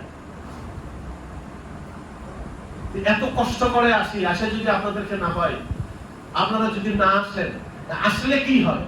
আসলে এই যে কথা কিছু আলোচনা হলো, লাভ হয়েছে না ক্ষতি হয়েছে? এই অন্য তরিকার মতো ভাববেন না। এই জন্য মুক্তিবাদের ভিতরে এক জায়গায় আছে, আশ্চর্য নায়ক বটে নকশবন্দিগণ, সদলে গোপন পথে করে বিচরণ। যা দেখতেছেন এটা তো বাস্তব জগৎ না, ভেতরে আরেকটা জগৎ আছে। এই রুহানি জগতের সাথে রুহের সকল বাঁধন হয়, সম্পর্ক হয়। আরে ভাই, ধানের দাম 1000 টাকা মন হলে ওই ধানের মধ্যে একটা পাতান থাকলে পাতানটার দামও 1000 টাকা। কথা বল না, ঠিক না? ধান ক্রয় বিক্রয় করেন না। চাউল তো কিনি, চাউল যদি মনে করেন কি বলা হয় 120 টাকা, 30 টাকা, 160 টাকা, আমাদের ভাই করলো 170 টাকা করে কেজি চাল, 180 টাকা করে কেজি চাল আনছে। যে 180 টাকা যদি এক কেজি চাউলের দাম হয়, ওখানে কি একটা মরা চাউল নাই? তো মরা চাউলের দাম কত? আরে ভাই, আমি না হয় গুনাহগার, আমার আমল কম, কিন্তু এই যে অসংখ্য আল্লাহর বান্দা আছে যাদের মুরাকাবা মিস হয় না, যাদের সবলের ভিতরে, মত্ততার ভিতরে থাকেন, ওজিফা পালন করেন, নফল আদায় করেন, সব সময় আল্লাহর হুজুরিয়তের ভিতরে থাকেন, ওই লোকগুলোর কিছুক্ষণ সহবতের ভিতরে থাকলে আমার মতো গুনাহগার, আমার মতো মরা চাউলেরও দাম একই হয়ে যাবে। আশা দরকার না দরকার না? সৎসঙ্গে আর অসৎসঙ্গে। এই জন্য আল্লাহ কইছে কোন মাস সাদিকিনদের সাথে থাকো। আমল করার কথা কয় না, আমল তো অন্য আয়াতে বলছে, এখানে বলছেন সাদিকিনদের সাথে থাকো। কেন? ব্যক্তির প্রভাব আছে, প্রত্যেক জিনিসের বিপরীত সময় যেমন প্রতিক্রিয়া রয়েছে, তেমনি প্রত্যেকটা কথার জাদু আছে, প্রত্যেক মানুষের প্রভাব আছে, প্রত্যেক সাধনার প্রভাব আছে। সাধনা করে কেউ বিফল হয় না। আল্লাহ আমাদের তৌফিক দিক, সকলে বলি আল্লাহুম্মা আমিন। যারা বায়াত গ্রহণ করতে চান, এই আমলটা করতে চান, সার্বক্ষণিক জিকির অন্তরে হয়, এটা করতে চান, তারা সামনে চলে আসেন, বায়াত করে দেওয়া হবে এখনই, তারপরে ইনশাআল্লাহ দোয়া করা হবে। বায়াত হওয়ার কেউ আছেন? যদি কেউ থাকেন চলে আসেন।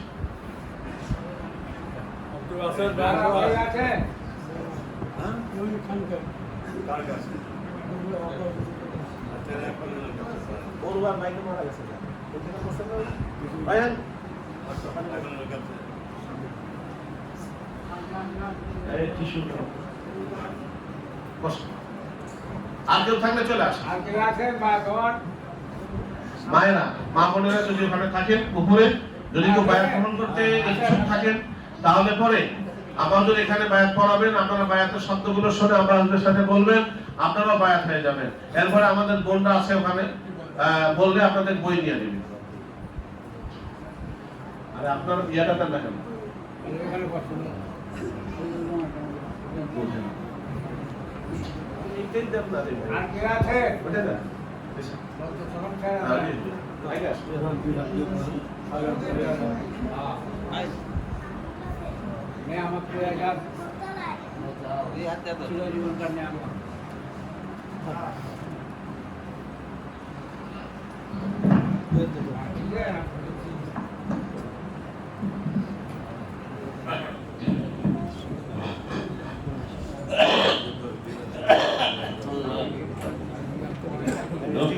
টিস্যু প্যাকেট কত?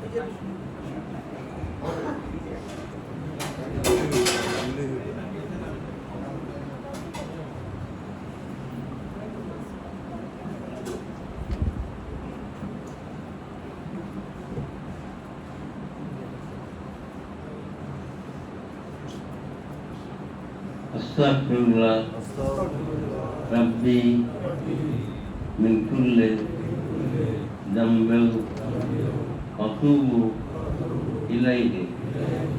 Ya Allah, আমি তওবা করে দিচ্ছি, শিরকে জড়িত হয়েছে, শিরকে কপি হয়েছে, শিরকে আকফা হয়েছে, বেদাতে সাইয়া হয়েছে, ছোট বড় যত গুনাহ করেছি সমস্ত গুনাহ হয়েছে, জানিত অজানিত সমস্ত গুনাহ হয়েছে।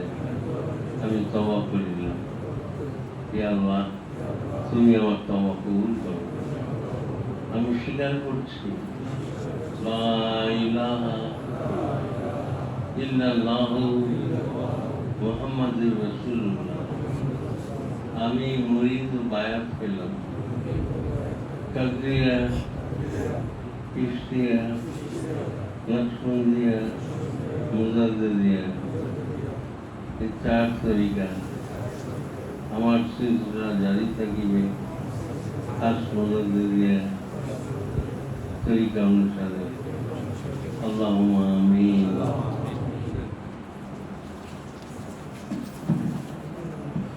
একজন করে উঠে আসে।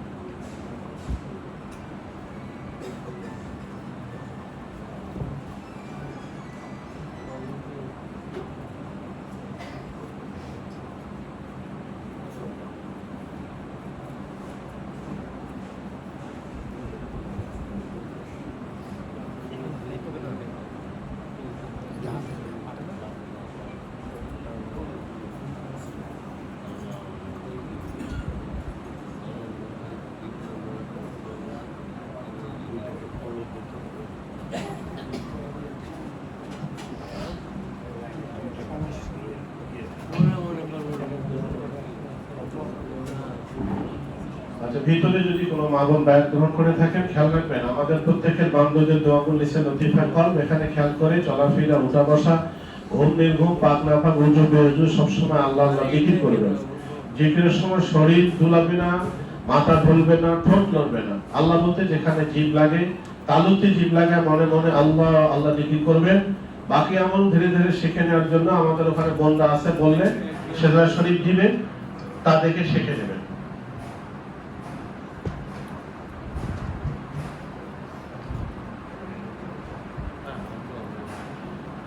কবর জিয়ারতে দোয়া করি, সূরা ফাতিহা, সূরা ইখলাস পড়ি।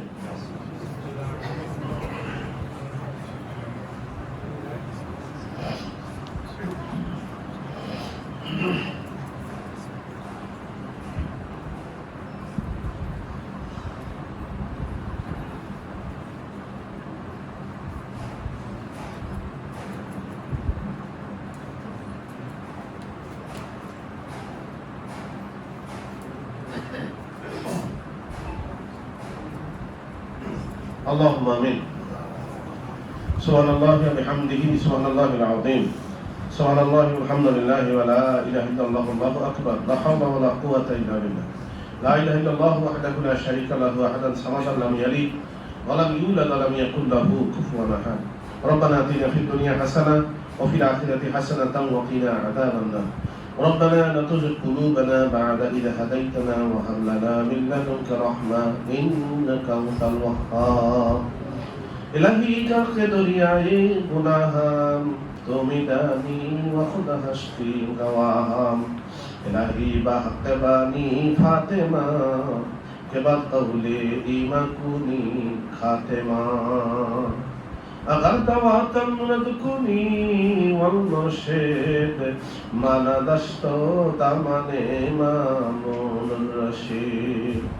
اے اللہ تعالی আমরা গুনাহগার মাবুদ, ওনার বোঝা কাঁধে করে নিয়ে আপনার মহিয়ান দুয়ারে হাত বাড়িয়েছি আল্লাহ, আপনি মেহেরবানি করে আমাদের জীবন জিন্দিগির সমস্ত গুনাহগুলো মাফ করে দেন, বাকি জীবন শরীয়ত সুন্নাত দ্বারা ভেতর বাহিরকে সমুজ্জ্বল করে দেন। আয় আল্লাহ তাআলা, যা কিছু পাক কালাম তেলাওয়াত করা হলো মাহমুদ, বক্তব্য থেকে আলোচনা করা হলো, সমস্ত ত্রুটি বিচ্যুতি আপনি ক্ষমা সুন্দর দান করে দেন। আপনি খুশি হয়ে যে হাদিয়া দিয়েছেন কোটি কোটি গুণ বাড়ায় না, নিজের কদম মোবারকে পৌঁছায় দেন। বাবা আদম আলাইহিস সালাম থেকে শুরু করে আজকের এই মুহূর্ত পর্যন্ত তামাম আম্বিয়া کرام, আউলিয়া کرام, সাহাবা کرام, চার খলিফা, আশারা মুবাশশারা, পাক পাঞ্জাতন, বারি ইমাম, খাজা খাজা খান, শহীদ শহীদানা, আহলে বায়াত, হাদিসি ইমামগণ, মাযহাবের ইমাম, কাদরিয়া, সিস্তার, নকশবন্দিয়া, মুজাদ্দিদিয়া সহ অন্যান্য হাফাজ সিলসিলার মাসলাকের যত প্রিয় ভাগুন তোমার বিদায় হলেন মাহবুব, দয়া করে সকলের আরওয়ার উপরে হাদিয়া পৌঁছায় দেন।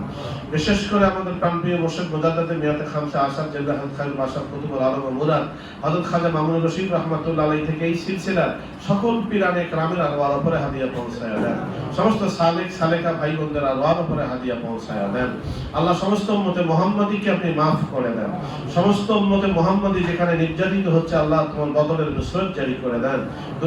দুনিয়াদার আলেম, দুনিয়াদার আযাবাচ্চা, অন্নপীর ফকিরদের ওয়াসওয়াসা থেকে আপনি আমাদের হেফাজত করেন আল্লাহ। আপনি দয়া করে আমাদের ঈমান আমলকে হেফাজত করেন আল্লাহ। এই ফিতনা ফাসাদের জামানায় আপনি দিনের উপরে চলবার চালাবার তৌফিক দান করে দেন আল্লাহ। আপনার খাঁটি যারা মানুষ তাদের সাহসের জন্য নসিব করে দেন। খাস করে আপনার বান্দা ইমাম মাহদী আলাইহিস সালামের সাহসের জন্য আপনি আমাদের কবুল আর মঞ্জুর করে নেন আল্লাহ। আয় আল্লাহ তাআলা, আমাদের ভিতর আর বাহিরকে শতভাগ পরিশুদ্ধ করে দেন। শয়তানের সারকাশিতে নফসের গোলামি করে করে শেষ হয়ে গেলাম মাবুদ। অন্তর জুড়ে দুনিয়ার ভালোবাসা বসে গেছে আল্লাহ। আপনি মেহেরবানি করে আমাদের অন্তর থেকে দুনিয়ার ভালোবাসাকে মোচন করে দেন, বিদরিত করে দেন আল্লাহ। আপনার ভালোবাসা দ্বারা আপনার আমাদের সকলের অন্তরকে পূর্ণ করে দেন। আপনার নবীর ভালোবাসা দ্বারা আমাদের সিনাগুলোকে ভরপুর করে দেন আল্লাহ।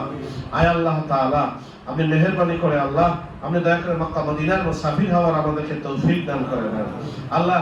আমাদের নেক কাজগুলো আপনি দয়া করে কবুল আর মঞ্জুর করে নেন আল্লাহ। ইবাদত কবুল হয় এমন ইবাদত করবার তৌফিক দান করে দেন আল্লাহ। দয়া করে দোয়া কবুল হয় এমন দোয়া করবার তৌফিক দান করে দেন আল্লাহ।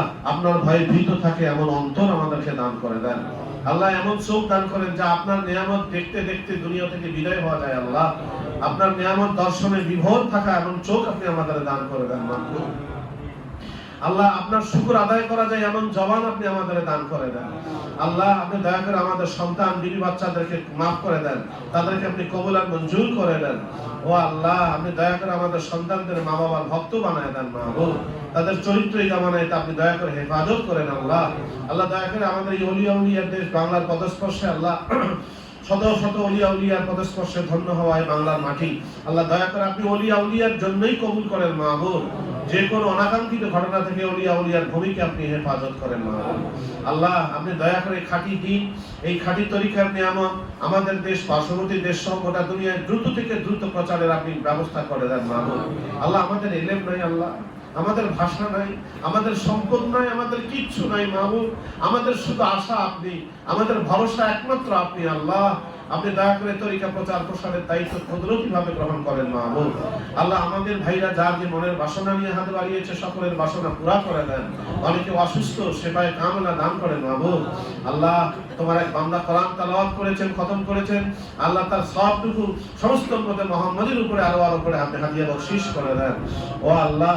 যারা অসুস্থ রয়েছেন সেফায়ে কামেলা কুল্লিয়া নাজেলা দান করে দেন আল্লাহ। যারা অভাব রয়েছে অভাব দূর করে দেন, যারা চাকরি রয়েছে পদোন্নতি দান করে দেন, যারা ব্যথায় অন্তর বিভোর মাহবুব সেই তাদের অন্তরগুলোকে ব্যথা দূর করে দেন মাহবুব। আপনি রহমত দ্বারা, আপনার করুণা দ্বারা আয় আল্লাহ, আপনি মেহেরবানি করে আপনার আর সাকিনা দ্বারা তাদের অন্তরগুলো, আমাদের অন্তরগুলো ভরপুর করে দেন আল্লাহ। আমাদের প্রাণপ্রিয় মুর্শিদ আল্লাহ দয়া করে আপনি তাকে সুস্থ রাখুন মাহবুব আল্লাহ। আপনাদের তো হায়া, আপনার তো, আপনি তো আল্লাহ মাহবুব, আপনার তো কোনো অভাব নাই, আপনি তো বেনিয়াজ, আপনি তো কারো মুখাভিক্ষী না মাহবুব। আমরা তো আপনার মুখাভিক্ষী আল্লাহ। আল্লাহ দয়া করে আমাদেরকে চিরদিন দুনিয়ার কারো মুখাভিক্ষী করবেন না, আপনাদেরকে আপনার মুখাভিক্ষী করে রাখবেন আল্লাহ। আল্লাহ যেগুলো কল্যাণকর সেইগুলো দান করবেন, যেগুলো অনিষ্টকর সেগুলো থেকে আপনি আমাদের হেফাজত করেন আল্লাহ। আল্লাহ দয়া করে পীর মুর্শিদের হায়াতকে আপনি বাড়িয়ে দেন, সুস্থ জীবন দান করেন, আম্মা হুজুরকে আপনি সুস্থ নসিব করে দেন। এভাবে যারাই আমাদের পীর বোন পীর ভাই আমরা অসুস্থ, সকলকে আপনি শেফায়ে কামেলা কুল্লিয়া নাজেলা দান করে দেন আল্লাহ। তোমার এক বান্দা তার মায়ের জন্য দোয়া চেয়েছে মাহবুব, আপনি দয়া করে তার মাকে মাকে আপনি শেফায়ে কামেলা কুল্লিয়া নাজেলা দান করে দেন। আল্লাহ আমরা যারা মুসিবতে রয়েছে আপনি জানেন তো মাবুদ, আমাদের মুসিবতকে আপনি দূর করে দেন। আল্লাহ আপনি দয়া করে আমাদেরকে আজকের এই পঠিত মক্তব আল্লাহ তার নিয়ামত আপনি আমাদের নসিব করে দেন। এই মক্তবের পুরো শিক্ষা আপনি আমাদেরকে লালন করবার তৌফিক দান করে দেন। আল্লাহ যা বলা হয়েছে অনাগত ভবিষ্যতে যে আলোচনা করব শুনবো সব কিছুই যেন আপনার জন্য হয়, আপনার উদ্দেশ্য করে হয়। আল্লাহ ইন্না সালাতি ওয়া নুসুকি ওয়া মাহইয়ায়া ওয়া মামাতি লিল্লাহি রাব্বিল আলামিন। আল্লাহ আমাদের নামাজ, আমাদের কুরবানি, আমাদের মরে যাওয়া, আমাদের বেঁচে থাকা, আমাদের জিকির আজকার দেখুনি কথা সব যেন আপনার খুশির জন্য হয়, আপনার সন্তুষ্টির জন্য হয়। আল্লাহ এরকম তৌফিক আপনি আমাদের দান করেন। আল্লাহ ছোট ছোট মাসুম বাচ্চা হাত বাড়িয়েছে আমাদের পীর মুর্শিদ ওসিলায় আল্লাহ আমাদের সকলের অন্তরকে এক করে দেন। আল্লাহ আমাদের সকলের অন্তরে আপনার ভয় দেন, আপনার রেজা দেন, সন্তুষ্টি দান করেন। মাবুদ আমাদের সকলের অন্তরে আপনার প্রেমে সিক্ত করে দেন, আপনার জিকিরে নিমজ্জিত থাকবার তৌফিক দান করে দেন। আর মরণকালে আমাদের কল থেকে অন্তর থেকে বের করে দেন আপনার মধুর কালেমা লা ইলাহা ইল্লাল্লাহু মুহাম্মাদুর রাসূলুল্লাহ। আসসালামু আলাইকুম ওয়া রাহমাতুল্লাহি ওয়া বারাকাতুহু।